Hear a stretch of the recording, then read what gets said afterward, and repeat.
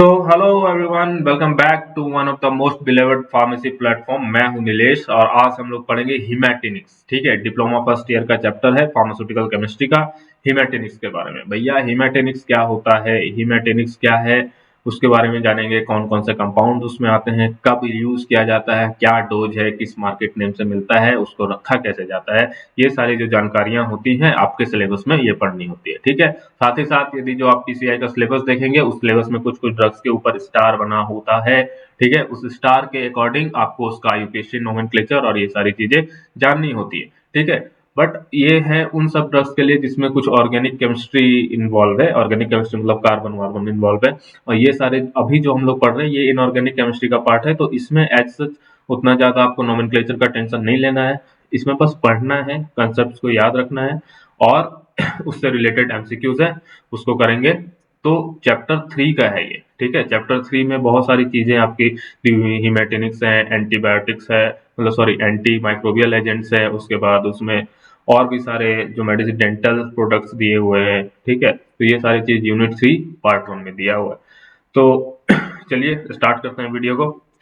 Success की पाठशाला GDC में आपका स्वागत है। मैं हूं नीलेश। वीडियो को स्टार्ट करते हैं। ठीक है, इनऑर्गेनिक फार्मास्यूटिकल्स किसको बोल रहे हैं? ठीक है, इनऑर्गेनिक फार्मास्यूटिकल। जब हम लोग पहले साइंस में जान गए कि बेसिक 3 तरीके की साइंसें होती हैं, फिजिकल मतलब फिजिक्स, केमिस्ट्री, बायोलॉजी। ठीक है, तो उसके बाद और जब हायर स्टडीज में पढ़ते हो तो एक तरीके का साइंस आता है जिसको हम लोग बोलते हैं फार्मास्यूटिकल साइंसेज। फिर जब फार्मास्यूटिकल साइंसेज बन गया तो उस फार्मास्यूटिकल साइंसेज में और भी बाइफर्केशन होने लगे। ठीक है, जैसे फार्मास्यूटिक्स हो गया, फार्मास्यूटिकल केमिस्ट्री हो गया, फार्माकोग्नोसी हो गया। तो हर वर्ड के आगे फार्मा फार्मा लगता जाएगा और उसमें एक प्रीफिक्स और एक सफिक्स जुड़ता जाएगा जिससे उसका नेम और उसका काम चेंज होता जाए। ठीक है, तो इसी तरीके से एक सब्जेक्ट बना फार्मास्यूटिकल केमिस्ट्री। और फार्मास्यूटिकल केमिस्ट्री को जब हम और ज्यादा डिवाइड किए तो उसमें फार्मास्यूटिकल क्या हो जाएगा, pharmaceutical inorganic chemistry, pharmaceutical organic chemistry. ठीक है, तो ऐसे इसमें हम लोग ऐसे प्रोडक्ट्स के बारे में पढ़ते हैं जैसे बेसिकली इनऑर्गेनिक केमिस्ट्री में हम लोग नॉर्मल जो इन जनरल क्लास 12 वाले में पढ़ते हैं उसमें अलग चीजें आप पढ़ रहे हो। ठीक है, पी ब्लॉक के बारे में, डी ब्लॉक के बारे में, ये सब के बारे में पढ़ रहे हैं। इन जनरल जो भी बेसिक आपको आना चाहिए। अब ये फार्मास्यूटिकल इसके आगे लग गया तो अब हम ऐसे और इनऑर्गेनिक कंपाउंड्स को इसमें पढ़ेंगे ना, जो कंपाउंड्स का यूज है। ठीक है, जिनका यूज हम फार्मेसी में इन जनरल डेली रोजमर्रा की जिंदगी में दवाई ववाई में यूज करते हैं, वैसे कंपाउंड्स को पढ़ेंगे। तो सिलेबस में उन्हें ही डाला गया है आपको। तो उसी कैटेगरी के अंदर जब हम फार्मास्यूटिकल केमिस्ट्री के चश्मे से केमिस्ट्री को देखते हैं तो छट के हमें सिर्फ दिखती हैं दवाएं, दवाई दवाई दवाई दवाई, मेडिसिन। कौन कौन से मेडिसिन आपको इनऑर्गेनिक केमिस्ट्री वाले चश्मे से दिख रही है, वो सबको उठा के हम फार्मास्यूटिकल इनऑर्गेनिक केमिस्ट्री में रख लेते हैं। ठीक है, और उन्हें ही हम बोलते हैं इनऑर्गेनिक फार्मास्यूटिकल। हिंदी में अकार्बनिक। अकार्बनिक मतलब बताया ना, जिसके आगे अ लग रहा है, ए लग रहा है, उसका मतलब नॉट, मतलब ऐसे फार्मास्यूटिकल प्रोडक्ट्स जिसमें कार्बन नहीं है। आपको बताया कि पीरियोडिक टेबल में जितने भी एलिमेंट्स है सारे के सारे मिल के जितना कंपाउंड नहीं बनाते उतना अकेला कार्बन बनाता है। इसलिए कार्बन का केमिस्ट्री को सबके साथ मिला के पढ़ना मतलब बहुत सूर्य को दिए दिखाने वाला हाल हो जाएगा। समझ गए, कार्बन एक सन है, बाकी लोग मिल के भी जलेंगे तो दिए कितना जलेंगे, लेकिन कार्बन अकेला पूरा सन के ऐसा जलता है। इसलिए उसको बोला भैया तुम्हारा बखान यदि हम करेंगे तो बाकी लोग इंसल्टेड फील करेंगे, उन्हें बुरा लगेगा, इसलिए उसे उठा के अलग पार्ट में रख दिया गया। उसको बोला गया ऑर्गेनिक केमिस्ट्री। तो ऑर्गेनिक केमिस्ट्री पढ़ेंगे हम लोग अलग से। और अभी जो पार्ट पढ़ रहे हैं उसमें क्या है, इनऑर्गेनिक केमिस्ट्री। उसमें सारे के सारे हम लोग ऐसे पढ़ेंगे अकार्बन, जिसमें कार्बन का लेस मात्र हो सकता है बट थोड़ा थोड़ा कार्बन होगा, कंप्लीट कार्बन नहीं होगा। ठीक है, इम्प्यूरिटी के फॉर्म में कार्बन हो सकता है बट इन जनरल कार्बन वहां होना नहीं चाहिए। ठीक, तो चलो मिलते हैं हम लोग, मतलब स्टार्ट करते हैं inorganic pharmaceuticals. Inorganic pharmaceutical inorganic chemistry focuses on the study of inorganic compound used in medicine. सही बात है कि बताया तो अभी यही चीज तो लिखा है कि इन फार्मास्यूटिकल इनऑर्गेनिक केमिस्ट्री ऐसा फोकस करेगा इनऑर्गेनिक कंपाउंड पे जिसको मेडिसिन में यूज करते हैं। यही बात तो हमने हिंदी में कही। दूसरा क्या है, it includes there preparation purity standards. इसमें साथ ही साथ क्या पढ़ रहे हैं, उस कंपाउंड के बारे में तो पढ़ रहे हैं, अब उसमें ये भी पढ़ना है कि उसे बनाया कैसे जाता है। ठीक है, उस कंपाउंड को हम कैसे रिएक्शन करके बना रहे हैं। दूसरा उसका प्योरिटी स्टैंडर्ड्स क्या है इंडियन फार्माकोपिया के अकॉर्डिंग। फार्माकोपिया तो सुने होंगे फार्मास्यूटिक्स में ना। ठीक है, तो फार्मास्यूटिक्स के अकॉर्डिंग फार्माकोपिया में बताया जाता है कि इसका प्यूरिटी स्टैंडर्ड क्या-क्या होना चाहिए। यदि आप इसको मेडिसिन के जैसा यूज़ करने जा रहे हैं तो इसका प्यूरिटी स्टैंडर्ड दिस पॉइंट्स लिखे। तो वो उसके लिए क्या-क्या है। आइडेंटिफिकेशन टेस्ट क्या है, इसको कैसे हम आइडेंटिफाई कर पाएँगे भाई कि जो हम बनाए हैं वही बने हो कि नहीं, कि कुछ और बन गए हो। होता है ना, तुम खाना बनाने गए, सारा कुछ दे दिए, मतलब मान लो तुम्हारी मम्मी सेम इंग्रेडिएंट, सेम आटा, सेम दाल, सेम चावल के साथ ऐसा टेस्टी खाना बना देंगे ना, और तुम भी जाओगे वही बनाने के लिए, तो तुम क्या बना के लाओगे और मम्मी क्या बना के लाएंगी, डिफरेंस है ना भाई। आइडेंटिफिकेशन टेस्ट में वही पहचानते हैं कि कौन सा खाना है जो सही, जो बनाने गए थे वही बना है या नहीं बना है। तुम बनाने गए थे खिचड़ी, तुम बना के ला रहे हो खिचड़ी तो नहीं चले, ठीक है। तुम्हें बनाना क्या है, वो आइडेंटिफिकेशन टेस्ट होते हैं प्रॉपर फार्मास्यूटिकल्स के, ठीक है। क्या चीज है, क्या बना है, कैसे बना है, कैसे बना से मतलब नहीं है, जो बना है उसका आइडेंटिफिकेशन टेस्ट होता है, बहुत सारे टेस्ट, ठीक। इसके बाद है क्वालिटी चेक्स, कैसे क्वालिटी चेक करेंगे, तो क्वालिटी के लिए भी टेस्ट है उसका। स्टोरेज कंडीशन, जो बना लिए भैया क्वालिटी भी चेक कर लिए, रखेंगे कहाँ, कैसे रखना है उसको, ठीक है।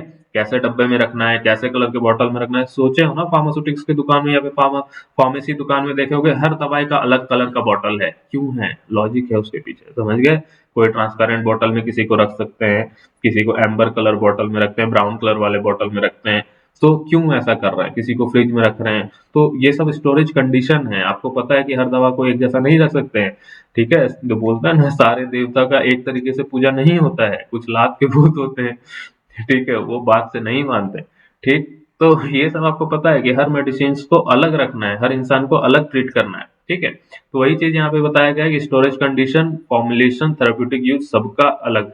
तो फॉर्मुलेशन हो गया, किस किस किस फॉर्मुलेशन में, फॉर्मुलेशन मतलब कप सिरप में के फॉर्म में मिल रहा है, सिरप के फॉर्म में मिल रहा है, या फिर टैबलेट के फॉर्म में मिल रहा है, या फिर बाम मतलब टॉपिकल एजेंट के फॉर्म में मिल रहा है, ठीक है, या इनहेलर के फॉर्म में मिल रहा है, इनहेलर देखे हो ना, पंप, उसके फॉर्म में मिल रहा है, ठीक है। उनका थेरेप्यूटिक यूज क्या है, क्या यूज करने का है, इसको बना रहे हैं, क्या यूज होगा उसका, ठीक है। तो ये सब के बारे में किसमें पढ़ता है, इनऑर्गेनिक फार्मास्यूटिक्स में पढ़ते हैं, या इनऑर्गेनिक फार्मास्यूटिकल्स के बारे में ये आपको पढ़ना है, ठीक है। मतलब इसमें लिखा है फार्मास्यूटिकल कार्बनिक रसायन विज्ञान दवा में इस्तेमाल होने वाले अकार्बनिक यौगिकों के अध्ययन पर केंद्रित है, सही बात है। इसमें उनकी तैयारी, शुद्धता के मानक, पहचान, परीक्षण, गुणवत्ता जांच, भंडारण की स्थिति, फॉर्मुलेशन और चिकित्सीय उपयोग शामिल हैं, ठीक है। चलो नेक्स्ट आ जाओ। और साथ ही साथ देखो यहाँ पे यार मैसेज बार बार आपको दिख रहा होगा कि type diploma and send it to 62557530, इस नंबर पे भेज दो व्हाट्सएप पे डिप्लोमा लिख को, फिर देखो क्या जादू होता है, ठीक है।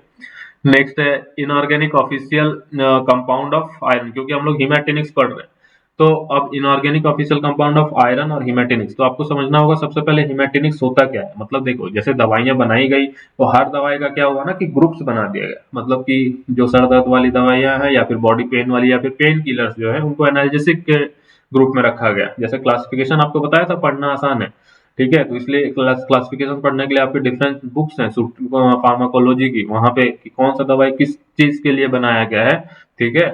तो उसको आप वहां से पढ़ सकते हैं, ठीक है। जैसे अभी हमने जीडीसी में कुंडली बुक लॉन्च किया, ठीक है। कुंडली बुक में क्या है, आपका क्लासिफिकेशन को समझाया गया है तरीके से। यदि पढ़ना चाहते हो अच्छे से क्लासिफिकेशन, क्योंकि आप डिप्लोमा फार्मेसी करके जाओगे, कोई भी एग्जाम आपको निकालना है, कुछ भी चीज निकालना है एग्जाम अच्छे से, तो आपका क्लासिफिकेशन बहुत क्लियर होना चाहिए, ठीक है। तो आप फार्मेसी कुंडली बुक को आप क्या है परचेज कर लोगे, और वहां से जो कोर्सेज दिए हुए हैं, मतलब उसके साथ वीडियो लेक्चर्स भी आपको मिलते हैं लाइफ टाइम एक्सेस के साथ, तो वो आप वहां पे देख सकते हो, ठीक है। तो ठीक, देखो अब जैसे हिमेटनिक क्या, फार्मेसी कुंडली, हाँ वही बोल रहा हूँ, बुक का नाम है, बता रहा हूँ, ठीक है, बाद में क्लास के बाद, ठीक। इसमें क्या बोला जा रहा है कि हिमेटिनिक्स, ठीक है। तो हीमेटिनिक्स किसको बोलते हैं कि ये खून बनाने में, शरीर में तुम्हारा ब्लड फॉर्मेशन में हेल्प करेगा, ठीक है। और इसका जो मेन यूज है वो एनीमिया का ट्रीटमेंट में यूज होता है। तो कौन कौन से मेडिसिन आते हैं हीमेटिनिक्स में, उसका नाम बताया गया, iron, vitamin B12, folic acid.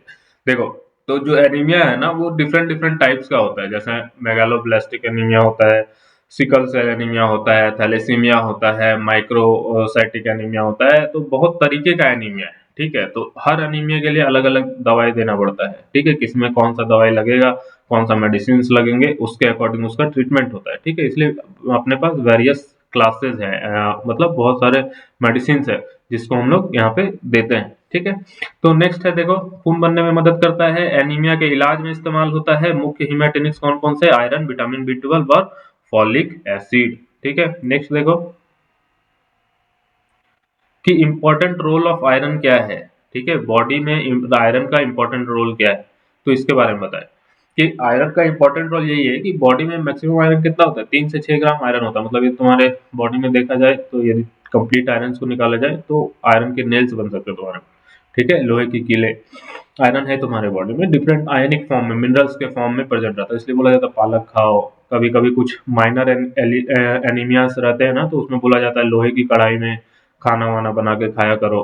तो मतलब इसके पीछे साइंस है कि उसके जो आयंस है ना वो कंज्यूम होते जाते हैं। जैसे बहुत पुरानी कढ़ाई देखोगे तो पतली हो जाती है, तो उसके आयरन गए कहाँ?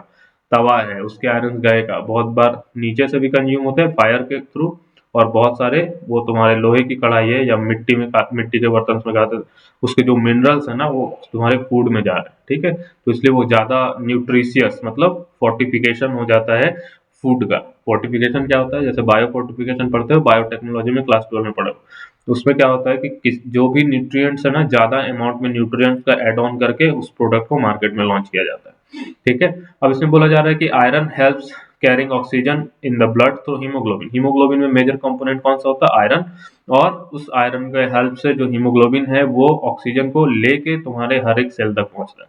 हर एक सेल में ऑक्सीजन, मतलब ब्लड मतलब ऑक्सीजन उस हीमोग्लोबिन में बाइंड होके हर एक सेल तक पहुंचता है। ठीक है, तो ये भी फंक्शन बताया गया है कि यदि आयरन नहीं होगा, हीमोग्लोबिन नहीं होगा, तो ऑक्सीजन कैसे पहुंचेगा। It is needed for energy production. ATP production जो होता है तुम्हारे सेल में जैसे ग्लूकोज डाल दिया, उस ग्लूकोज का होगा क्या? ब्रेक डाउन होगा। ठीक है, उस ग्लूकोज का ब्रेक डाउन होता है ग्लाइकोलाइसिस के थ्रू, और ग्लाइकोलाइसिस से जो लास्ट में एटीपीज बनते हैं ना, वो एटीपी को यूज किया जाता है एनर्जी करेंसी के जैसा। माइटोकॉन्ड्रिया में होता है। माइटोकॉन्ड्रिया क्या है? एनर्जी, जो किचन ऑफ सेल बोलते हैं उसको, माइटोकॉन्ड्रिया को। ठीक है। इसके बाद iron is part of many enzymes. मतलब इंजाइम्स क्या होता है? अरे भाई ये सब तो बेसिक है ना। इंजाइम्स क्या है? इंजाइम तो हमारे बॉडी में जो बायो कैटलिस्ट होते हैं, जो भी जब हमारे बॉडी में रिएक्शंस हो रहे हैं उन रिएक्शन को करने के लिए कुछ इंजाइम्स का जरूरत पड़ता है। जैसे डाइजेशन के लिए तुम्हारे सबसे बेसिक इंजाइम माउथ में सैलिवरी अमाइलेज है। कोई भी चीज को चबाते हो मीठा लगने लगता है, क्यों? क्योंकि वो उसको ब्रेक डाउन करता है।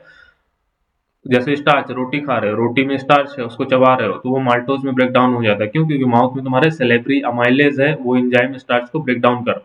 ठीक है। उसी तरीके से इसमें बताया गया है कि तुम्हारे बॉडी में बहुत सारे एंजाइम्स है। हर एंजाइम्स का यदि केमिकल कंपोजिशन देखोगे तो उसमें क्या होता है? आयरन भी आता है। ठीक है, एपो एंजाइम, को एंजाइम, तो उसका एक पार्ट आयरन होगा, और उस आयरन के कारण सारे एंजाइम्स और जो भी तुम्हारे मेटाबॉलिज्म में इन्वॉल्व होते हैं, और उससे क्या करते हैं वो लोग? ब्रेक डाउन करते हैं चीजों का, और आपको प्रोडक्ट्स मिलता है, आपको बॉडी फंक्शनली प्रॉपर करती है। ठीक है, तो यदि आपके शरीर में आयरन का कमी है तो ये सारे फंक्शन अफेक्टेड होंगे। ठीक है, उसमें से एक जो है, यदि एनीमिया वाला जो पार्ट देखे कि हीमोग्लोबिन वाला पार्ट देखे कि आयरन की कमी हो रही है, हीमोग्लोबिन कम बन रहा है, या फिर जो भी चीज है हीमोग्लोबिन कम है, आयरन आपके बॉडी में कम है, तो उस पोर्शन को सिर्फ हीमेटेनिक्स वाले चैप्टर में डील किया जाता है। ठीक है, तो ये चीज आपको यहाँ पे बताया गया। देखो नेक्स्ट है कि यही सेम चीज है कि बताया जा रहा है कि जो हिमेटिनिक्स होगा या फिर आयरन्स होगा, वो क्या कर रहा है कि it convert food into energy. It helps convert food into energy. मतलब जो खाना है आपका, जनरली हम लोग का फूड क्या होता है? कार्बन बेस्ड फूड होता है, जैसे स्टार्च हो गया, ग्लूकोज हो गया। उसका हम लोग क्या कर रहे हैं? ब्रेक डाउन हो रहा है। डाइजेशन का मतलब क्या होता है? Break down. आप खाए, माउथ में चबाए, मैकेनिकल डाइजेशन, स्टोमक में चला गया, केमिकल डाइजेशन, वहां पे कंप्लीट ब्रेक डाउन हुआ, उसके बाद एब्जॉर्प्शन होता है बॉडी। ठीक है, तो लास्ट में टूट के ग्लूकोज बन गया, तो वो ग्लूकोज का ब्रेक डाउन करने के लिए भी आपको बहुत सारे एंजाइम्स चाहिए, और उस एंजाइम्स के लिए आपको आयरन, उसमें एंजाइम का कंपोजिशन में आयरन होगा। ठीक है, यदि वहां पे आयरन नहीं है तो क्या होगा? आपका प्रॉपर जो है एनर्जी प्रोडक्शन नहीं होगा body. Iron support the immune system and cell growth. ठीक है, ये इम्यून सिस्टम को भी सपोर्ट कर रहा है, साथ ही साथ आपके सेल ग्रोथ में भी हेल्प कर रहा है। ठीक है, यदि प्रॉपर एनर्जी नहीं है, प्रॉपर फंक्शनिंग नहीं है, एंजाइम सही नहीं है बॉडी का, तो बॉडी सही से काम ही नहीं करेगी। ठीक है, क्योंकि एंजाइम्स के बिना कोई भी रिएक्शन होना बहुत मुश्किल होता है। ठीक, एंजाइम के बिना कोई भी रिएक्शन होना बहुत ज्यादा डिफिकल्ट है। इसके बाद बताया जा रहा है कि फेरस आयरन, फेरस और फेरिक आपको समझना होगा। फेरस मतलब आयरन दो ऑक्सीडेशन स्टेट शो करता है, ये डी ब्लॉक का एलिमेंट है। ठीक है, आपको बताया पीरियोडिक टेबल में मिनिमम 20, मतलब 1 से लेके 30 तक एटॉमिक नंबर के एलिमेंट्स याद रखने। ठीक है, hydrogen, helium, lithium, beryllium, boron, carbon, nitrogen, oxygen, fluorine, neon. तो ये 10 तक हो गया। 11 से सोडियम, 12 में magnesium, sodium, magnesium, aluminium, silicon, phosphorus, sulphur, ठीक है, क्लोरीन। इस तरीके से आपको याद रखना है, फास्फोरस, सल्फर, क्लोरीन, आर्गन। 18 तक हो गया। 19 में क्या होगा, पोटेशियम। 20 क्या होगा, कैल्शियम। और 21 से scandium, titanium, vanadium, chromium, manganese, iron, ठीक है। 26 में आता है आपका 26 एटॉमिक नंबर में आयरन, कोबाल्ट, निकल, कॉपर, जिंक। इस तरीके से 30 तक आपको जो एलिमेंट्स याद रखना है। तो जो 21 से 30 तक आते हैं ये कहाँ आते हैं, डी ब्लॉक में। और डी ब्लॉक का प्रॉपर्टी आप पढ़े, ये डी ब्लॉक पढ़े हैं क्लास 12 में, इनऑर्गेनिक केमिस्ट्री। ये क्या है, इनऑर्गेनिक केमिस्ट्री में डी ब्लॉक में क्या होता है, बोला जाता है ये वेरिएबल वैलेंसी शो करते हैं। वेरिएबल वैलेंसी मतलब किसी का वैलेंसी, जैसे सोडियम का वैलेंसी 1 ही हो सकता है, ठीक है, और कोई वैलेंसी शो नहीं करता है। हेलोजन में फ्लोरीन का वैलेंसी 1 होता है, क्लोरीन का वैलेंसी 1 होता है। लेकिन ये सब जो एलिमेंट्स है ना, ये लोग मल्टीपल वेरियस वैलेंसी शो करते हैं, कभी प्लस, कभी 2, कभी +2, कभी +3, कभी +1, इस तरीके से शो करे। तो इसमें बोला जा रहा है फेरस है क्या है, +2 शो करता है, तो हम उसको फेरस बोलते हैं। अब ये +2 और +3 में यदि आपसे पूछा जाए कि कौन अधिक है, 2 अधिक है या 3 अधिक है, तो बोला 3 अधिक है। तो अधिक यदि देखोगे, अधिक, अधिक को हिंदी में कैसे लिखते हैं, अधिक, ठीक है। इसमें प्रत्यय क्या है, अधिक में प्रत्यय क्या है, इक। प्रत्यय मतलब समझते हो ना, हिंदी मीडियम पढ़ते हो तो ये सब जानते हो। इक, अच्छा पढ़ते ही नहीं हो तो ठीक है, कोई बात। इसमें क्या है, इक, तो इसलिए इक है, तो यहाँ पे क्या लिख रहे हैं, फेर्रिक, ठीक है। और यदि ये +2 है तो 3 से कम है, तो यहाँ पे लिख रहे हैं अस। तो फेर्रिक जब होगा, इक कब लगे, जैसे नाइट्रिक बोल रहे हैं, नाइट्रेट और नाइट्रिक, तो लास्ट में जब इक लग रहा है तो इसका मतलब समझ लो वो अपना एक्सट्रीमली जो हाईएस्ट ऑक्सीडेशन स्टेट है उसमें है, उससे ज्यादा कोई ऑक्सीडेशन स्टेट नहीं होगा। तो आयरन का मैक्सिमम ऑक्सीडेशन स्टेट +3 हो सकता है, इसलिए इसको फेर्रिक बोल रहे हैं। यदि मान लो +4 होता तो +4 वाला, यदि आयरन +4 बना पाता तो उसका +4 वाले को हम फेर्रिक बोलते हैं, ठीक है। ये क्या हो गया, फेर्रस हो गया मतलब +2, और फेर्रिक हो गया +3, ठीक है। तो इसमें बोला जा रहा है कि जब +2 रहता है तो उसको हम लोग एनीमिया के ट्रीटमेंट के लिए यूज करते हैं, और यदि +3 है तो एस्ट्रिंजेंट प्रोटीन को प्रेसिपिटेट कराने के लिए घाव वाव में ये सब में हेल्प किया जाता है, सिल्वर नाइट्रेट के जैसा, ठीक है। तो इसमें ये चीज आपको समझना होगा, +3 में हम लोग एस्ट्रिंजेंट के जैसा यूज करेंगे, और +2 में आपका हिमेटिनिक्स या एनीमिया एंटी एनीमिक एजेंट के जैसा यूज होगा। नेक्स्ट है कि कौन कौन से कंपाउंड्स आते हैं आपके हिमेटिनिक्स में, ठीक है। देखो ये आ गया classification. Being a diploma based pharmacist, आपको क्लासिफिकेशन में बहुत तगड़ा कमांड होना चाहिए। देखो फार्मेसी में ज्यादा सब्जेक्ट्स हैं नहीं, सब आपके नॉर्मल सब्जेक्ट्स हैं। सूटिक्स फार्मेसी का कोर सब्जेक्ट है, फार्माकोग्नोसी, ठीक है। उसके बाद आपका फार्मास्यूटिकल केमिस्ट्री मतलब जनरल केमिस्ट्री होता है, उसमें यदि आपकी कमांड है ना तो बाकी सब्जेक्ट है। फार्माकोलॉजी, तो ये 4 सब्जेक्ट, फार्मास्यूटिक्स, फार्माकोग्नोसी, फार्माकोलॉजी और फार्मा केमिस्ट्री, ये 4 सब्जेक्ट में यदि आपका बहुत अच्छा कमांड है तो आप बहुत अच्छे से एग्जाम्स निकाल लोगे। फार्माकोलॉजी के लिए आपको बताया कुंडली बुक का सब्सक्रिप्शन देख लेना, उसको उससे अच्छे से कवर अप कर लो, तो आप मतलब अच्छे लेवल के फार्मासिस्ट बन जाओगे। आपको सारा मेडिसिन, सारा उसका यूज, उसका डोजेज सब कुछ पता होगा, तो आप प्रिस्क्राइब भी कर सकते हो, पेशेंट का काउंसलिंग भी बहुत आराम से कर पाओगे, ठीक है। तो अब यहाँ पे देखो हिमेटिनिक्स के बारे में बोला गया है, हिमेटिनिक्स ड्रग्स के बारे में कौन कौन सा है। तो पहला आता है फेरस सल्फेट। फेरस सल्फेट का फॉर्मूला होता है FeSO4। फिर देख लो फेरस है, फेरिक नहीं बोला जा रहा, फेरस सल्फेट FeSO4.7H2O। फिर फेरस फ्यूमरेट C4H2FeO4 इसका नाम है। फेरिक अमोनियम सिट्रेट, ये भी एक नाम दिया हुआ है, ठीक है। फिर फेरस एस्कॉर्बेट, एस्कॉर्बिक एसिड का और फेरस का सॉल्ट बनाया गया है। फिर कार्बोनिल आयरन, ठीक है, FeCO5। मतलब यही बोल रहा था कि लेस मात्र कार्बन हो सकता है, ठीक है, लेस मात्र कार्बन, तो यही आ गया कार्बोनिल आयरन, ठीक है। तो ये यहाँ पे ऑर्गेनोमेटेलिक कंपाउंड टाइप से, ये ऑर्गेनिक कंपाउंड नहीं, ऑर्गेनोमेटेलिक कंपाउंड, ठीक। तो ये हो गया। अब आपको एक एक करके सबके बारे में पढ़ना है, 1 2 3 4 5 है, 5 उंगली है, 5 ड्रग्स है, एक एक उंगली में एक एक ड्रग्स, ठीक है। चीट करने का तरीका नहीं बता रहा हूँ, याद करने के लिए, ठीक है। Ferrous sulphate, ferrous fumarate, ferric ammonium citrate, ferrous ascorbate और कार्बोनिल आयरन, ठीक। तो फेरस सल्फेट में क्या है, देखो फेरस सल्फेट में बोला जा रहा है इसका सिनोनिम्स क्या क्या होगा। सिनोनिम्स मतलब समानार्थी शब्द इसके क्या क्या होंगे, या इसका सेम दूसरा वर्ड क्या होगा, ठीक है। जैसे कॉमन नेम और ये सब पढ़ रहे थे, तो उसी तरह के इसमें कॉमन नेम क्या, इसका कॉमन क्या नेम हो सकता है। तो इसमें बोला जा रहा है कि कॉमन नेम इसमें होगा आयरन विट्रॉल, ठीक है। क्या होगा, आयरन विट्रॉल, या फेरोसी सल्फास, फेरोसी सल्फास, या होगा ग्रीन विट्रॉल, या होगा ग्रीन विट्रॉल। ग्रीन विट्रॉल का मतलब हरा थोथा इसको भी बोलते हैं, ठीक है, हरा थोथा बोलते हैं, आप लोग पढ़े हो ये सब क्लास 10 में भी। इसी तरीके से क्या होता है आपका ग्रीन विट्रॉल होता है, इसी तरीके से व्हाइट विट्रॉल होता है, इसी तरीके से रेड विट्रॉल होता है, ठीक है, सॉरी ब्लू विट्रॉल होता है, नीला, हरा और सफेद। तो हरा के लिए कौन सा होगा FeSO4.7H2O, ब्लू के लिए कौन सा होगा CuSO4.5H2O और जिंक के लिए होता है, मतलब व्हाइट के लिए होता है ZnSO4, ठीक है। तो यहाँ पे देखो बताया गया केमिकल फार्मूला क्या होगा फेरस सल्फेट का FeSO4.7H2O, FeSO4.7H2O।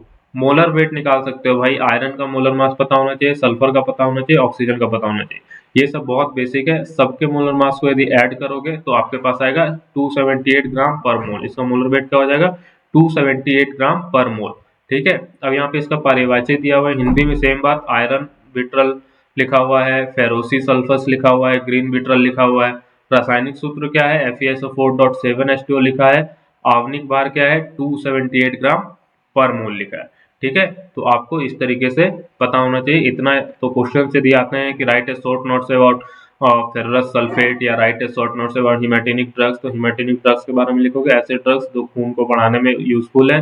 दूसरा लिखोगे फेरस सल्फेट, फेरस फ्यूमरेट और उसका क्लासिफिकेशन, 5 तरीके के ड्रग्स होते हैं। फेरस सल्फेट के बारे में यदि पूछा जाए तो उसका कॉमन नेम्स लिख दोगे, उसका मोलिकुलर फॉर्मूला लिख दोगे और उसका मोलिकुलर वेट लिख दोगे, ठीक है। नेक्स्ट देखो इसमें बताया गया कि किस तरीके से हम बना सकते हैं फेरस सल्फेट को, ठीक है।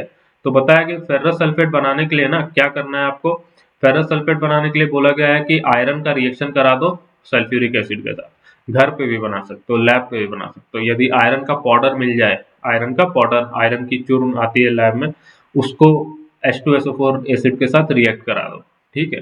तो आपका जो लास्ट में बचता है रिएक्शन एक्सोथर्मिक रिएक्शन होता है, हीट निकलता है बहुत तगड़े लेवल पे, धुआं निकलेगा ब्लैक ब्लैक, ठीक है, लेकिन लास्ट में प्रोडक्ट बनेंगे, क्रिस्टल्स बनेंगे ग्रीन ग्रीन कलर के, ठीक है। तो उसको हम लोग क्या बोलते हैं फेरस सल्फेट, ठीक है।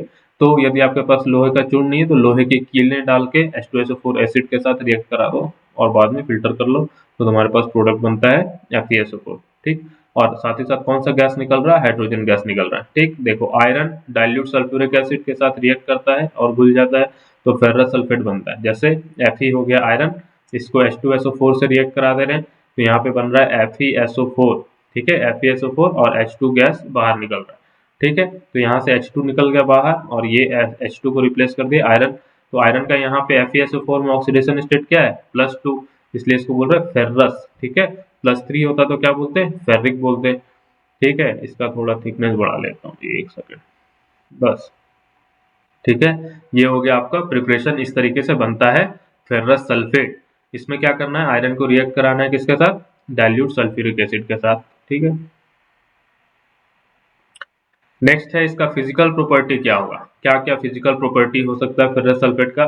तो सबसे पहले देखो फिजिकल प्रॉपर्टी मतलब ऐसे प्रॉपर्टीज होते हैं जिसको आप उस कंपाउंड को बिना हानि पहुंचाए बता सकते हो, ठीक है। जैसे मेल्टिंग पॉइंट हो गया, बॉइलिंग पॉइंट हो गया, ठीक है। साथ ही साथ क्या बोल रहे हैं कि उसका देखने में कैसा है, उससे स्मेल कैसी आ रही है, उसका मतलब कलर क्या है, ये सब होता है उसका फिजिकल प्रॉपर्टी, ठीक है। तो वही है इसका फिजिकल प्रॉपर्टी क्या होगा, ऑर्डरलेस होता है, कोई सुगंध नहीं होगा, ठीक। उसके बाद bluish green colour crystalline powder होगा, इसका जो क्रिस्टल बनता है वो ब्लू कलर का दिखेगा, या फिर ब्लू मतलब ब्लूइश ग्रीन, ठीक है। ऐसा नहीं कि तुम्हें मतलब एकदम ब्लू नीला दिखने लगे, नीला दिखेगा तो कॉपर सल्फेट हो सकता है, कॉपर नहीं फेरस सल्फेट, तो फेरस है तो ग्रीन कलर का तुम्हें दिखेगा, ठीक है। और it has a metallic and astringent taste होता है, इसका मेटल के जैसा टेस्ट आएगा, ठीक है, मेटल कसैला टाइप का टेस्ट आएगा। और इसमें क्या बोल रहा है कि इफ्लोरेसेंस इन ड्राई एयर, सूखी हवा में फूल जाएगा, मतलब वो क्या कर रहा है एब्जॉर्ब कर लेगा, हेयर एयर जो है उसमें मॉइस्चर को एब्जॉर्ब करके स्वेल अप हो जाएगा, ठीक है। On exposure it oxidize and turns brown, यदि आप उसको रख दोगे एयर में खुले वाले जहाँ पे बहुत ज्यादा मॉइस्चर है तो उसका कलर्स क्या होगा चेंज हो जाता है, ब्राउन कलर का हो जाएगा। It is soluble in water and insoluble alcohol, alcohol में नहीं घुलेगा, वाटर में घुलेगा, ठीक है। तो ये सब बेसिक फिजिकल प्रॉपर्टी है, मतलब ऐसा नहीं कि बहुत डिटेल में आपको फिजिकल प्रॉपर्टी लिखना, सिंपल सिंपल फिजिकल प्रॉपर्टी। और इसी फॉर्मेट में आपके अलग अलग ड्रग्स के, जैसे अभी तो हिमेटिनिक्स पढ़ रहे हो तो हिमेटिनिक्स का जो भी है उसको आप इस तरीके से लिखोगे। इसके अलावा जो दूसरा होगा, दूसरा भी कंपाउंड मान लो आप पढ़ोगे तो उसका भी फिजिकल प्रॉपर्टी आपको इसी तरीके से लिखना होगा। ठीक है। तो यहाँ पे बताया बिना गंध वाला है, नीले हरे रंग का क्रिस्टली पाउडर होता है, ये इसका स्वाद धात्विक या कसैला होता है, जब सूखी हवा में फूल जाता है, ठीक है, नमी के संपर्क में आने पे ऑक्सीडाइज होकर भूरा हो जाता है, या पानी में घुलनशील या अल्कोहल में अघुलनशील होता है। बस इतना आपको लिखना है, ये हो गया इसका फिजिकल प्रॉपर्टी। क्वेश्चंस ऐसे बन सकते हैं कि इसका फिजिकल प्रॉपर्टी क्या होता है, इसका केमिकल प्रॉपर्टी क्या होता है।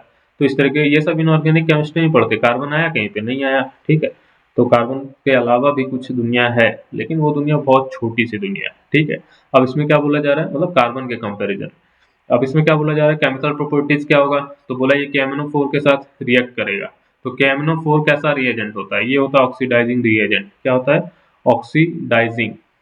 ऑक्सीडाइजिंग मतलब दूसरे को ऑक्सीडाइज करके खुद रिड्यूस हो जाता है। KMnO4 में Mn का ऑक्सीडेशन स्टेट होता है +7, ठीक है। ऑक्सीडेशन स्टेट क्या होता है, सीख लोगे, हम लोग सीरीज लाएंगे बेसिक केमिस्ट्री कि इतना केमिस्ट्री तुम्हें आना चाहिए जिससे फार्मास्यूटिकल केमिस्ट्री समझ में आने लगे, ठीक है। तो चिंता मत करो, मैसेज करो डिप्लोमा 626555 पे, ठीक है। Mn+7 होता है इसका। इसके बाद बताया जा रहा है in acid to form ferric salt.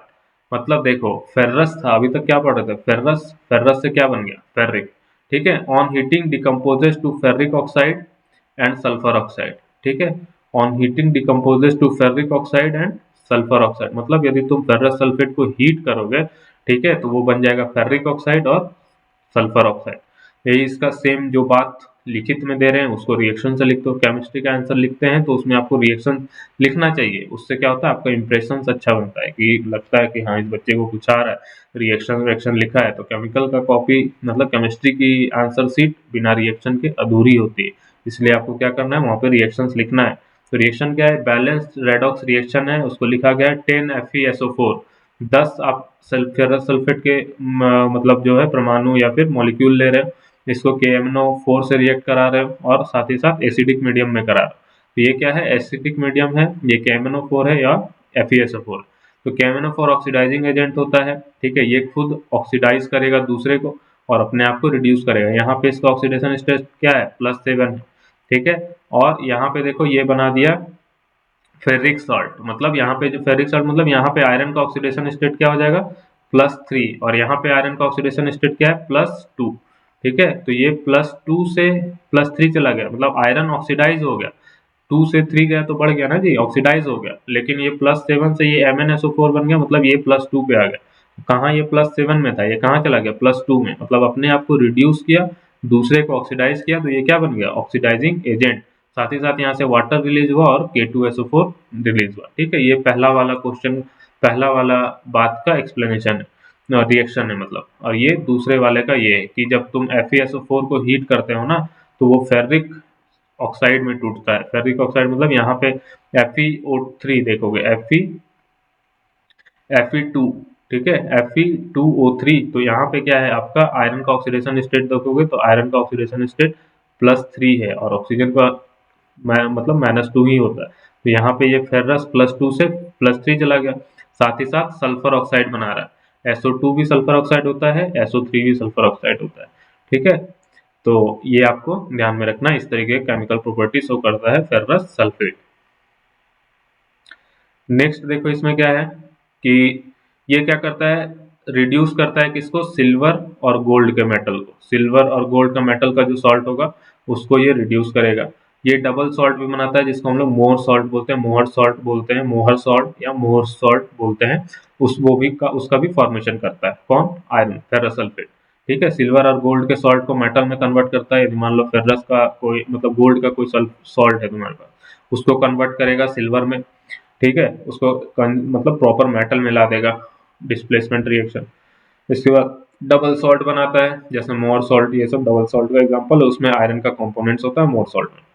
अब इसका फार्मास्यूटिकल फॉर्मुलेशन किस किस मतलब किस में मिलेगा, सिरप के फॉर्म में, टैबलेट के फॉर्म में। तो वही लिखा है कि 200 mg के इसके टैबलेट्स आते हैं फेरस सल्फेट के, और 65 mg के भी फेरस आयन वाले टैबलेट आते हैं। ठीक है, तो टैबलेट्स के फॉर्म में ये मिल रहा है, फेरस आयन और फेरस सल्फेट के फॉर्म में। ठीक, इसके बाद देखो इसमें क्या बताया गया कि ओरल सॉल्यूशन भी मिलता है इसका, फेरस सल्फेट का ओरल सॉल्यूशन भी मिलता है 125 mg फेरस सल्फेट।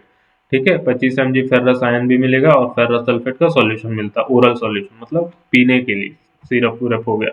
अब इसका मार्केट प्रिपरेशन बाजार में किस किस नाम से मिलता है, तो facet tablet, facet FEACT facet tablet, ये आयरन वाली फेरस सल्फेट वाली टैबलेट है, फेर्रॉन नाम से मिलेगा। ठीक है, फेर्रॉन नाम से, जैसे ये दिया हुआ है एक ब्रांड नेम यहाँ पे TGP कंपनी की मेडिसिन फेर्रॉन। फिर हीमोविट नाम से भी मिलता है। ठीक है, हीमोविट।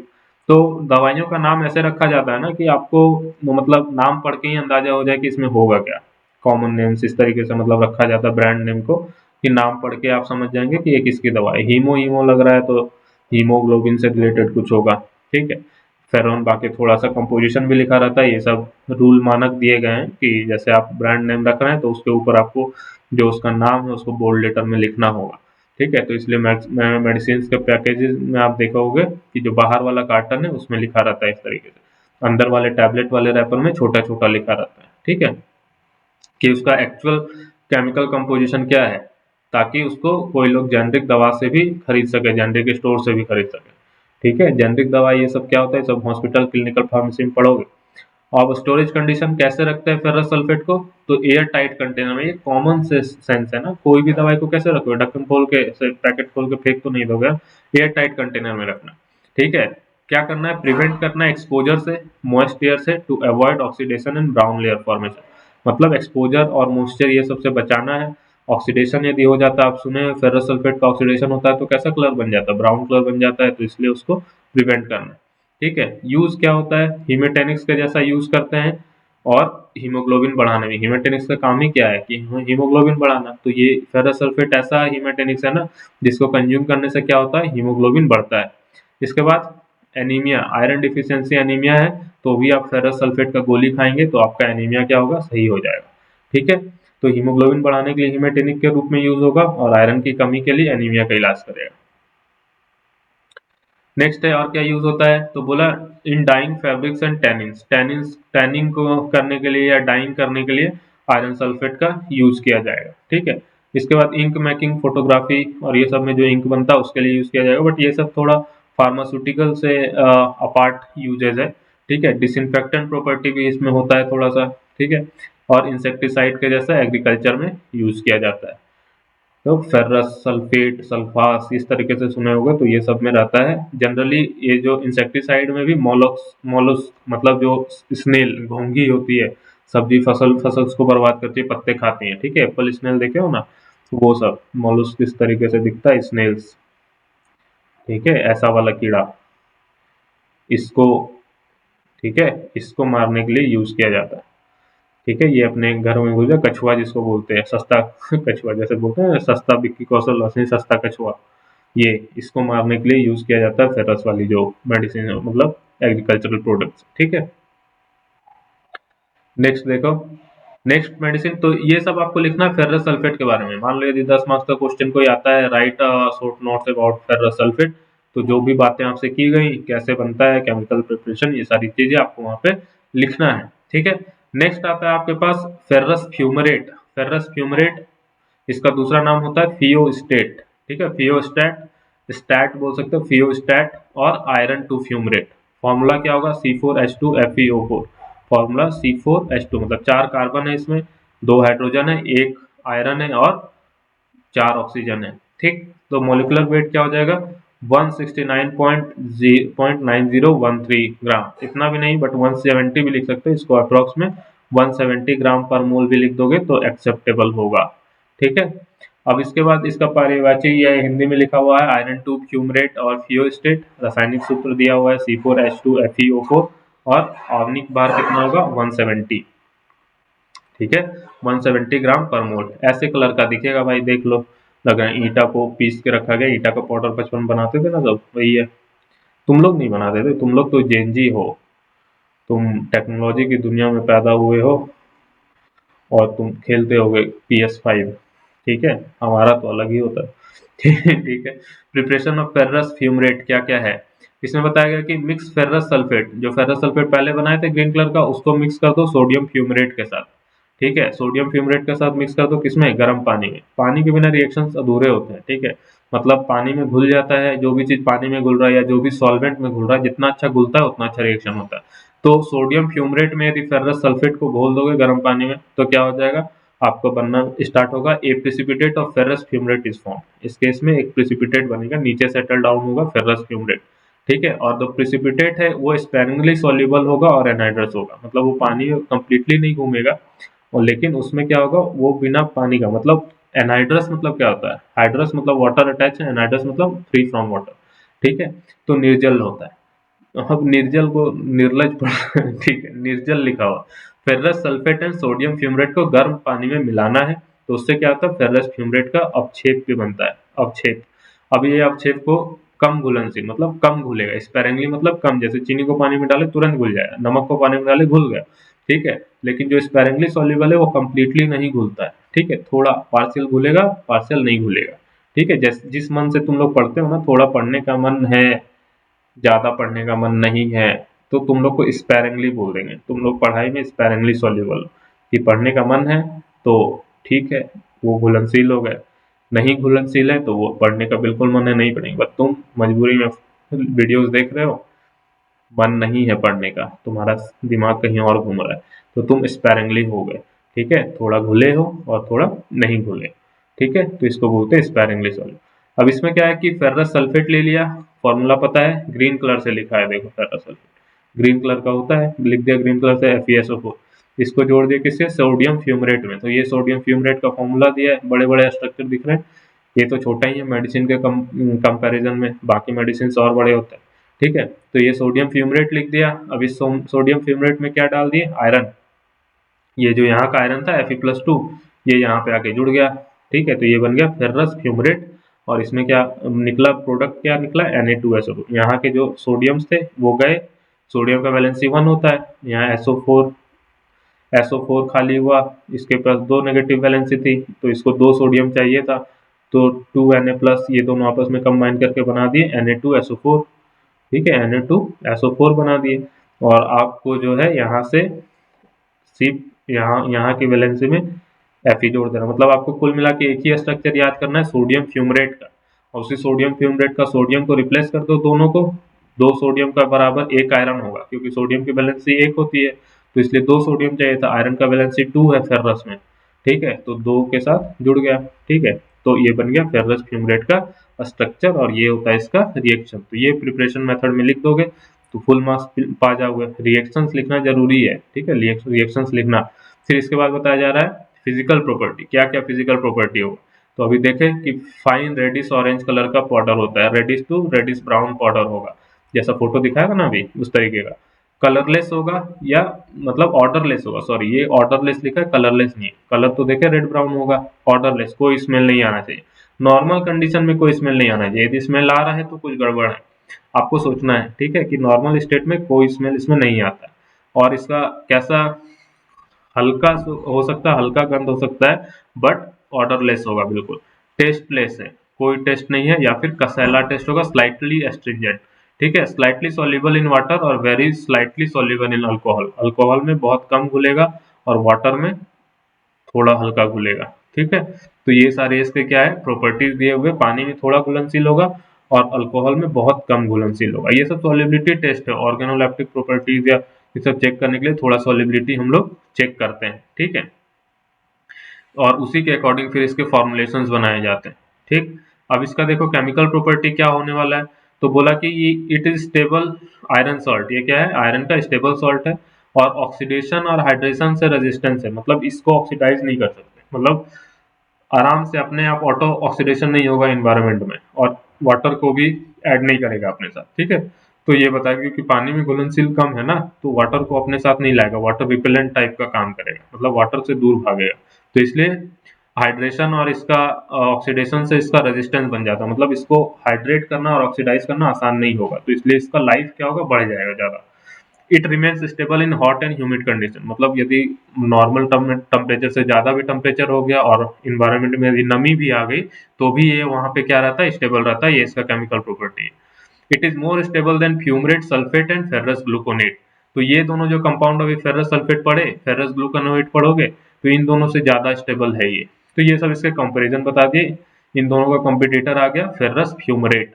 ठीक है, ना पानी से उसको डर है, ना मतलब टेम्परेचर से डर है। ठीक है, पानी में ना हाइड्रेशन होगा उसका, ना टेम्परेचर या फिर इन्वायरमेंट के फैक्टर से उसका ऑक्सीडेशन होगा। अब बोल रहा है कि फार्मास्यूटिकल फॉर्मुलेशन में क्या क्या मिल सकता है। तो बोला कि इसका सिरप मिल जाएगा, फेरस फ्यूमरेट का सिरप मिल जाएगा, साथ ही साथ इसका टैबलेट में मिल जाएगा, फेरस फ्यूमरेट और फोलिक एसिड का टैबलेट मिल जाएगा। ठीक है, तो ये चीज बताया इसमें। नेक्स्ट देखो,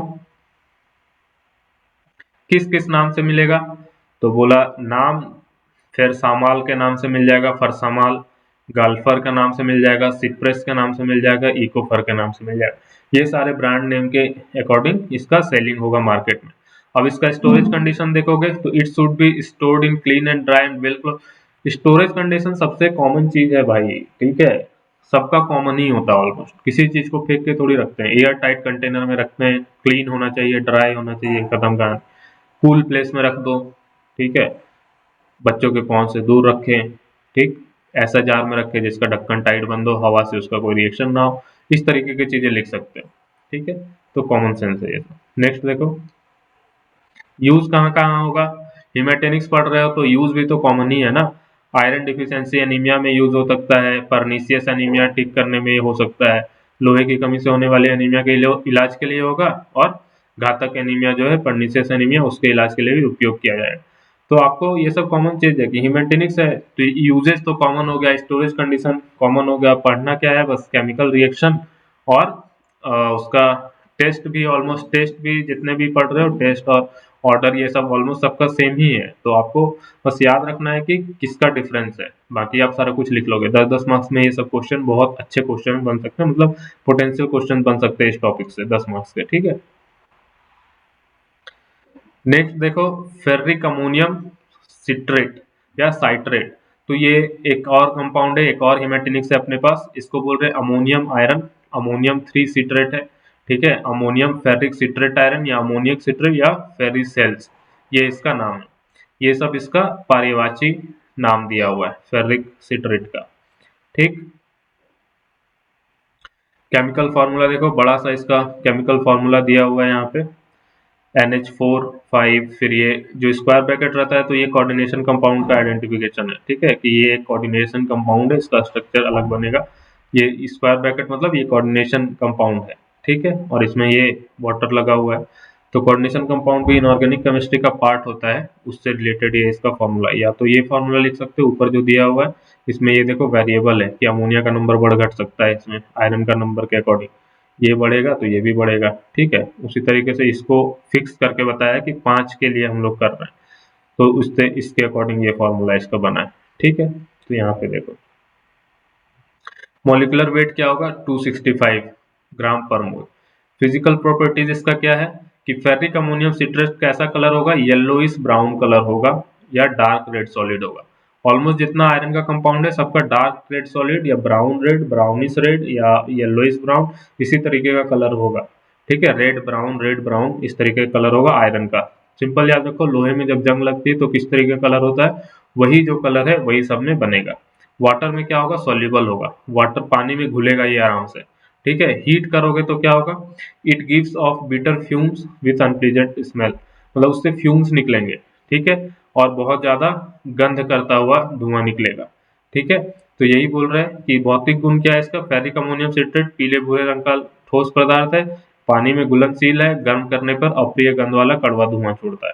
ठीक है, इसको हीट करोगे तो इससे बहुत अजीब स्मेल आएगा और धुआं निकलेगा। ठीक है, तो ये सब इसके केमिकल प्रॉपर्टी, छोटे छोटे केमिकल प्रॉपर्टीज बताए गए, उतना ज्यादा हैवी केमिकल प्रॉपर्टीज नहीं है कि 10-15 रिएक्शंस लिखने हैं आपको, सिंपल वाले केमिकल रिएक्शंस। ठीक है, अब इसमें बोला जा रहा है कि कैसे बनता है। तो बोला कि अमोनियम सिट्रेट को ना आप क्या करोगे, रिएक्ट कराओगे फेरिक हाइड्रोक्सी हाइड्रोक्साइड के साथ। मतलब यदि फेरिक अमोनियम सिट्रेट बनाना है तो क्या करना है, इसको फेरिक हाइड्रोक्साइड को रिएक्ट करा दो किसके साथ, सिट्रिक एसिड के साथ। अब देखो यहाँ पे फेरिक है, फेरिक मतलब क्या हो गया, आयरन का ऑक्सीडेशन स्टेट +3 होगा और हाइड्रोक्साइड का होता है 1, तो ये 3 और ये 1 क्रॉस करा दोगे तो क्या बन जाएगा, FeOH होल 3। ठीक है, इसको रिएक्ट करा दो सिट्रिक एसिड के साथ, तो सिट्रिक एसिड का फॉर्मूला जो है उसको लिख दोगे और जो आपका प्रोडक्ट बनेगा वो क्या बनेगा, अमोनियम सिट्रेट। तो reaction mixture is then treated with ammonium hydroxide, और उसके बाद जो आया उसको आपको अमोनियम हाइड्रोक्साइड के साथ क्या करना है, आपको ट्रीट करना है। ठीक है, अमोनियम हाइड्रोक्साइड के साथ ट्रीट करोगे, उसके बाद जो बना तो उसमें कुछ पानी होगा, उस पानी को इवापोरेट कर देना, तो जो नीचे बचेगा क्रिस्टल वो हो जाएगा फेरिक अमोनियम सिट्रेट का क्रिस्टल। तो ये इसका 3 स्टेप का सिंथेसिस है। पहले स्टेप में क्या किए, फेरिक अमोनियम सिट्रेट बनाना है, तो सबसे पहले स्टेप में आप फेरिक हाइड्रोक्साइड को लिए, फेरिक हाइड्रोक्साइड को रिएक्ट कराए सिट्रिक एसिड के साथ, और सिट्रिक एसिड के बाद रिएक्शन जब कंप्लीट हो गया तो उसको अमोनियम हाइड्रोक्साइड से रिएक्शन करा दिए, अमोनियम हाइड्रोक्साइड से रिएक्ट करा दिए, तो उसमें क्या हो गया कि आपको जो भी मिला उसको इवापोरेट करा दिए, सॉल्यूशन उड़ गया और नीचे जो क्रिस्टल्स बच गया उसको हम लोग बोलेंगे फेरिक अमोनियम सिट्रेट। ठीक है, 3 पॉइंट में आपको बताया गया कि ferric ammonium citrate ferric hydroxide को साइट्रिक एसिड के साथ रिएक्ट करके तैयार किया जाता है, फिर रिएक्शन मिक्सचर को अमोनियम हाइड्रोक्साइड के साथ ट्रीट किया जाता है, सॉल्यूशन को इवापोरेट और सुखाकर फेरिक अमोनियम सिट्रेट प्राप्त किया जाता है। ठीक है, नेक्स्ट है देखो, depending on stoichiometric ratio of reactant two forms are obtained. ठीक है, depending on stoichiometric ratio of reactant two forms are obtained, मतलब दो तरीके का आपका फॉर्म बनता है। स्टिचियोमेट्रिक रेशियो, स्टिचियोमेट्रिक मतलब जो नंबर्स हम लोग यहाँ पे लिख रहे हैं ना, जैसे 2 अभी आप फॉर्मूला में देखे x लगा हुआ है, तो उसके बेसिस पे दो तरीके का आपका प्रोडक्ट बनता है। ठीक है, तो पहला होता है वो रेडिश ब्राउन फॉर्म, मतलब रेड कलर का ब्राउन प्रोडक्ट जो बन रहा है वो, उसमें क्या बोल रहा है, उसमें 16.5 से 18.5% आयरन है और 9% अमोनिया है और 65% सिट्रिक एसिड है। ठीक, तो सबका फॉर्मूला लिख के आप कैलकुलेट कर सकते हैं। ठीक है, उतना का जरूरत है नहीं, बट जो इन्फॉर्मेशन दिया जा रहा है वो आपको पता होना चाहिए कि रेडिश ब्राउन वाला जो फॉर्म है उसमें क्या होगा, 16.5 से 18.5% आयरन का है, 9% उसमें अमोनिया है और 65% सिट्रिक एसिड है। ठीक है, sorry, appears as reddish brown और garnet red scale और granules और brownish yellow powder। ठीक है, इस कलर में आपको ये मिलेगा। इसके बाद क्या बताया गया है कि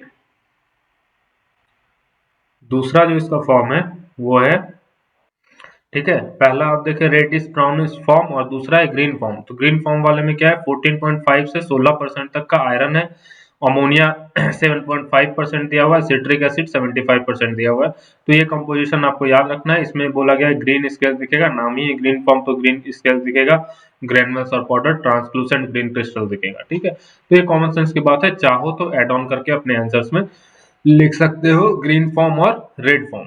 ठीक है, नेक्स्ट हम लोग देखते हैं कि इसके बारे में क्या बताया गया, किस किस फॉर्मुलेशन में मिल रहा है। तो बोला गया टैबलेट के फॉर्म से मिल सकता है और सॉल्यूशन के फॉर्म में मिल सकता है। तो अभी तक जितना हीमेटिनिक्स हम लोग पढ़े हैं सब टैबलेट और सॉल्यूशन के फॉर्म में मिल रहा है, तो आप इसको आराम से वहां पे क्या है कि लिख सकते हैं कि टैबलेट और सॉल्यूशन के फॉर्म्स में मिलता है।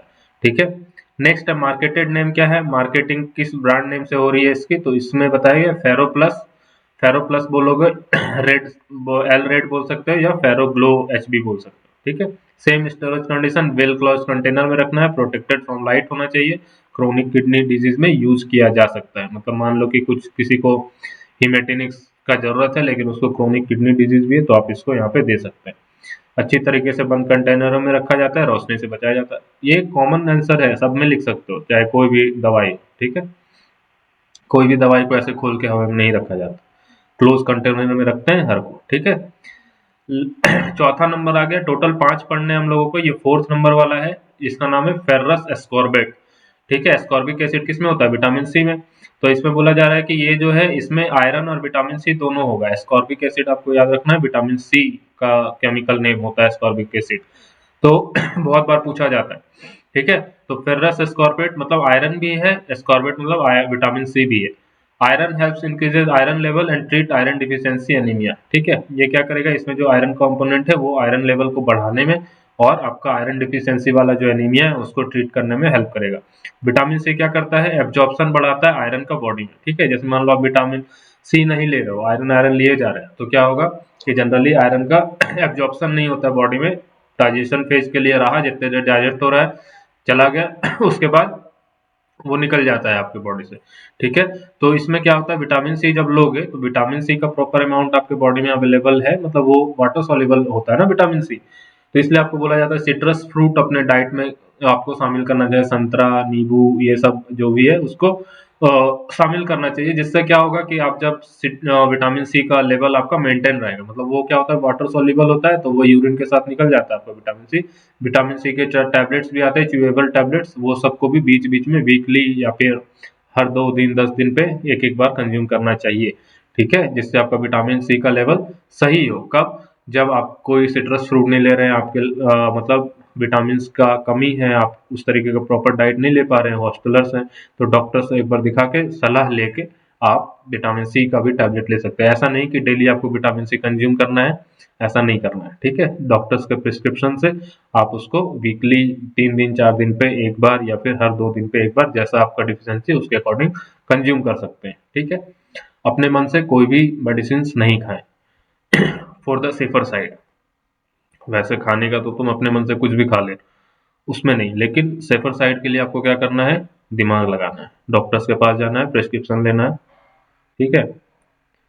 चलो ये हो गया। फेरस एस्कॉर्बिट में आयरन और विटामिन सी होता है, आयरन का लेवल बढ़ाने में मदद करेगा, ठीक है, आयरन से कमी होने वाली एनीमिया का इलाज होगा, विटामिन सी शरीर में एब्जॉर्प्शन को बेहतर बनाता है। नेक्स्ट इसका सिनोनिम्स क्या क्या हो सकता है, इसका सिनोनिम्स है आयरन, ठीक है, I2+ भी बोल सकते हैं इसको, बहुत बार I2 बोल रहा हूँ, आप ये मत बोलना आयोडीन है, ये I2+ में मतलब बता रहा है कि ये एस्कॉर्बेट है, फेरिक एस्कॉर्बेट का कंपोजिशन, मतलब इसको I2+ के नाम से भी जाना जाता है। एल एस्कॉर्बेट भी बोलते हैं, एल एस्कॉर्बिक एसिड भी, या आयरन कॉम्प्लेक्स के नाम से भी इसको जाना जाता है, ठीक है। केमिकल फार्मूला क्या होगा, C12H16Fe O12, ठीक है।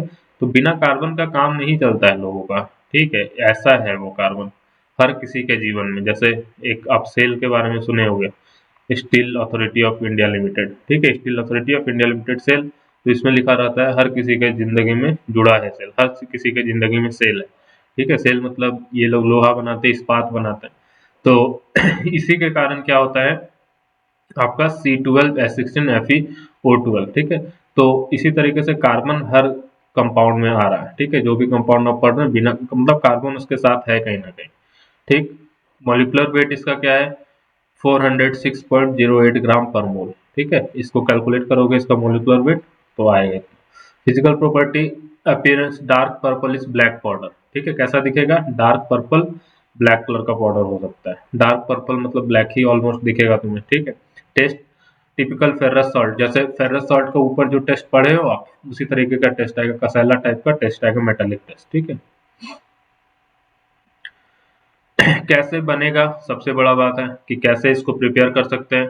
तो प्रिपरेशन बताया जा रहा है कि जब फेरस सल्फेट FeSO4 वाला जो पढ़ रहे हैं उसको रिएक्ट करा रहे हो किसी अल्कली या अल्कलाइन अर्थ मेटल के साथ। अल्कली मेटल कौन सा है, सोडियम हो गया, पोटेशियम, ये सब alkali. Alkaline earth metal magnesium, ये सब हो गया, ठीक है, मैग्नीशियम के नीचे वाला का, तो जितने एलिमेंट है मैग्नीशियम के, इसमें जो आएंगे वो अल्कलाइन अर्थ मेटल, इसमें जो आएंगे वो अल्कली अर्थ मेटल। तो इससे क्या बनता है, सॉल्ट या hydroxide form to form ferrous salt, ठीक है, ये बन गया, फेरस सल्फेट से फेरस साल्ट आ गया। अब ये जो फेरस साल्ट बना उसको रिएक्ट करा दो एस्कॉर्बिक एसिड के साथ वाटर में, मतलब ये जो फेरस साल्ट बना ये वाटर सॉल्युबल हो जाएगा, इसको पानी में डालोगे घुलेगा, और साथ ही साथ उसमें एस्कॉर्बिक एसिड भी डाल दो, तो ये दोनों जब साथ में घोल दोगे तो जब रिएक्शन होगा तो उसमें जो तुम्हारा reaction is carried out in slightly acidic और न्यूट्रल पीएच, मतलब थोड़ा सा 1-2 बूंद तुम एसिड भी डाल सकते हो H+ या आयन, तो उसका यदि पीएच एसिडिक होना चाहिए या न्यूट्रल होना चाहिए, ठीक है। उसके बाद फिल्टर करके जो तुम्हें मिलेगा वो क्या हो जाएगा फेरस एस्कॉर्बेट, जो मदर लिख पर वहां पे जो आया तुम्हारे पास नीचे, ठीक है, इसमें क्या तुम्हें जो मिलेगा वो होगा फेरस एस्कॉर्बेट, ठीक। तो ये इस तरीके से बनता है। तो बताया गया फेरस सल्फेट क्या है, को एक क्षारीय पृथ्वी धातु नमक हाइड्रोक्साइड के साथ प्रतिक्रिया करके फेरस फेरस नमक बनाया जाता है, ठीक है। मतलब फेरस सल्फेट को रिएक्ट कराना है सोडियम के साथ या मैग्नीशियम के साथ, रिएक्ट करके जो भी सॉल्ट बनेगा उसका, उस सॉल्ट को आपको पानी में डालना है और उस पानी में एस्कॉर्बिक एसिड डालना है, दोनों का रिएक्शन होगा, फिल्टर करना है न्यूट्रल या एसिडिक पीएच पे, मतलब रिएक्शन को जो भी रिएक्शन करा रहे हैं उसको न्यूट्रल पे कराना है या फिर एसिडिक पीएच पे कराना है। उसके बाद क्या करना है, उसको फिल्टर करोगे तो नीचे जो पानी जमा होगा, ठीक है, मदर लिक्विड, दिक्कत, उसी को हम क्या बोल रहे हैं, यही आपका है प्रिपरेशन फेरस सल्फेट का, मतलब इसका एस्कॉर्बिक फेरस एस्कॉर्बेट का। ठीक है, तो ये आपको समझना है। नेक्स्ट है क्या क्या फॉर्मुलेशन मिलेगा, तो इसका फेरस एस्कॉर्बेट का कैप्सूल मिलता है, सॉफ्ट जिलेटिन कैप्सूल्स।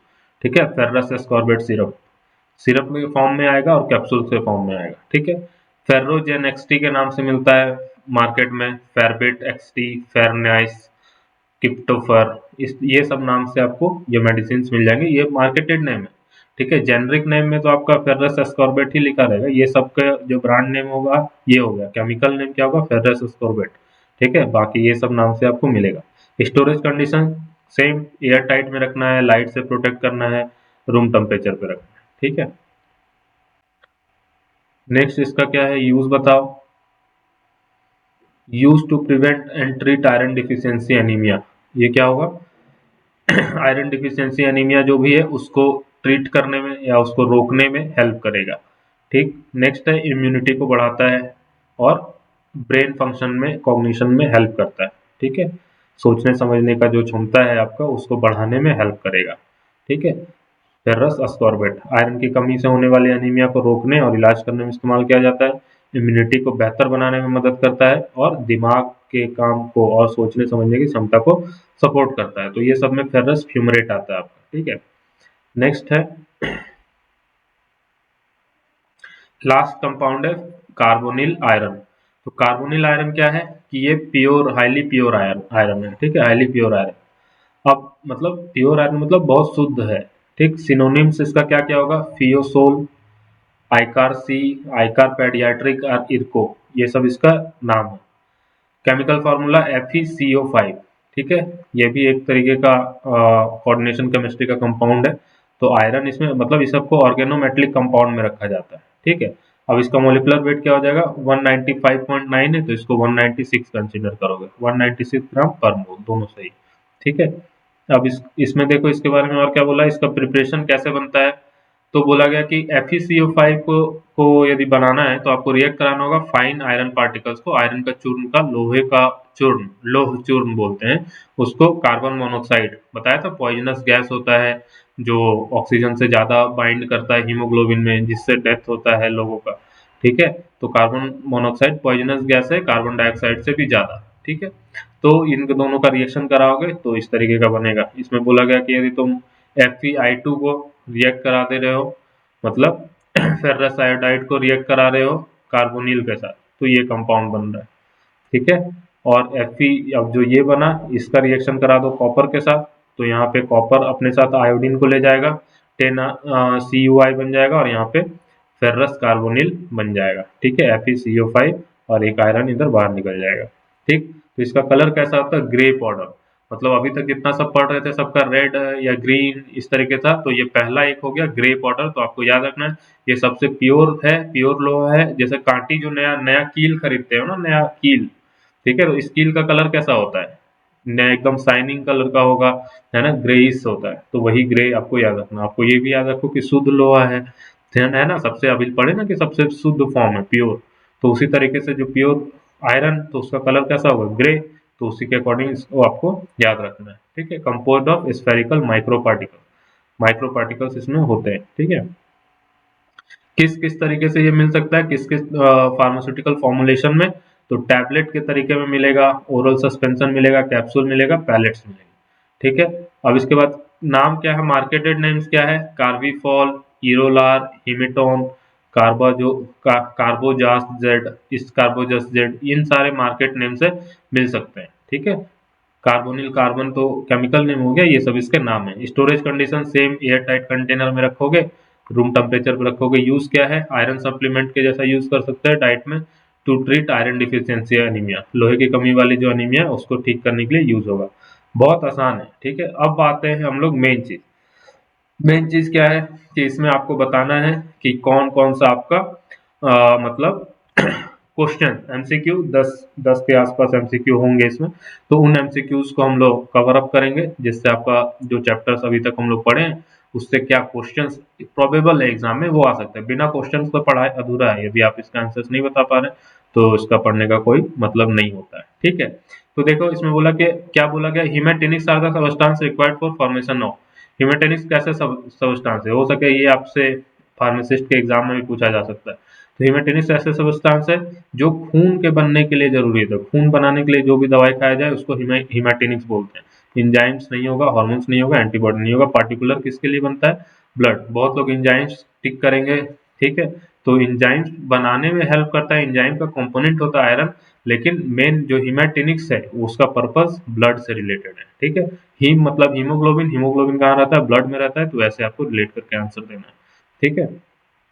इसका आंसर देख लो, ये आंसर क्या है इसका, ब्लड। नेक्स्ट है इसका एक्सप्लेनेशन कि हीमाटेनिक्स अभी पढ़ रहे हो, तो हीमाटेनिक्स मतलब ही हो गया कि वो सबस्टेंस जो ब्लड बनाने में हेल्प करे, एनीमिया को ट्रीट करे, ठीक है, हीमोग्लोबिन बनाने में हेल्प करे, फॉलिक एसिड रिक्वायर्ड होता है for DNA synthesis and red blood cell formation. आपके बॉडी में यदि डीएनए बनना है, ब्लड सेल का फॉर्मेशन करना है, तो उसके लिए फॉलिक एसिड का जरूरत होता है, ठीक है। तो हीमाटेनिक्स ये सबको पूरा करता है, तो इसलिए इस क्वेश्चन का आंसर क्या होगा, ब्लड, ठीक है।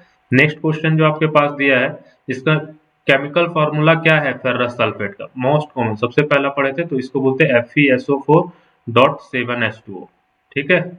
इसका कॉमन नेम क्या होता है, ग्रीन विट्रॉल, मतलब सॉरी, हाँ ग्रीन विट्रॉल इसका कॉमन नेम होता है, ग्रीन विट्रॉल बोलते हैं, ठीक है। तो कौन सा फॉर्मूला हो जाएगा, सी नंबर, ग्रीन विट्रॉल। ये FeSO4 5H2O नहीं होता है कभी, ये CuSO4 5H2O होता है, इसको हम लोग बोलते हैं ब्लू विट्रॉल, ठीक है।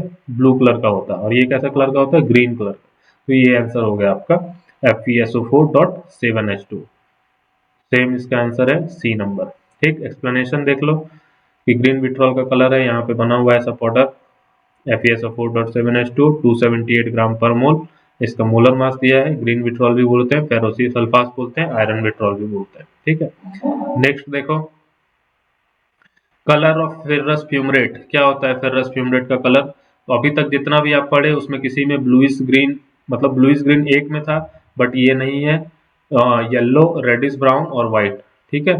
तो यहाँ पे क्या है देखो, इसका आंसर होना चाहिए रेडिश ब्राउन। क्या है इसका आंसर देखो, रेडिश ब्राउन। कॉमन सेंस लगाना है कि फेरस वाले जितना भी आप पढ़े हो, सिर्फ लास्ट में जो कार्बोनिल पढ़े उसका ग्रे कलर था, ऑलमोस्ट सबका कलर रेडिश ब्राउन है। एक का कलर ग्रीन पढ़े हो जिसको दो फॉर्म में बना रहे हैं फ्यूमरेट वाले को, तो ध्यान रखना है जो डिफरेंट है, बाकी ऑलमोस्ट तो सब सेम है, तो इसलिए इसका आंसर क्या होगा, रेडिश ब्राउन। कॉमन सेंस से बता रहा हूँ, और अभी तो पढ़ाया भी, ठीक है। तो पढ़ाने से आपको, पढ़ने से देखो ऐसा नहीं है कि आप सुपर कंप्यूटर हो, चिट्टी रोबोट के जैसा हो कि आपको सब कुछ याद होगा, नहीं होगा। जब आप ज्यादा ज्यादा पढ़ते हो तो क्या होता है, डॉट्स को कनेक्ट कर पाते हो, क्वेश्चंस मिलेगा, कॉमन सेंस लगाओगे, डॉट कनेक्ट करोगे, सही आंसर बनाओ। पढ़ा हुआ आदमी का तुक्का भी सही लगता है, ठीक है। बिना पढ़े जाओगे तो तुम्हारा तुक्का गलत ही लगेगा 100%, ठीक। तो जो पढ़ के जाते हैं, जिनको आइडिया है, वो सही स्मार्ट डिसीजंस ले पाते हैं, एग्जाम के पॉइंट ऑफ व्यू से बता रहा हूँ, ठीक है। ऐसे नहीं कि तुम पढ़ लिए तो स्ट्रेट स्मार्ट हो जाओगे, बट जहां पे तुम्हारा काम है वहां तुम स्मार्ट रहोगे, ये बात की गारंटी, ठीक।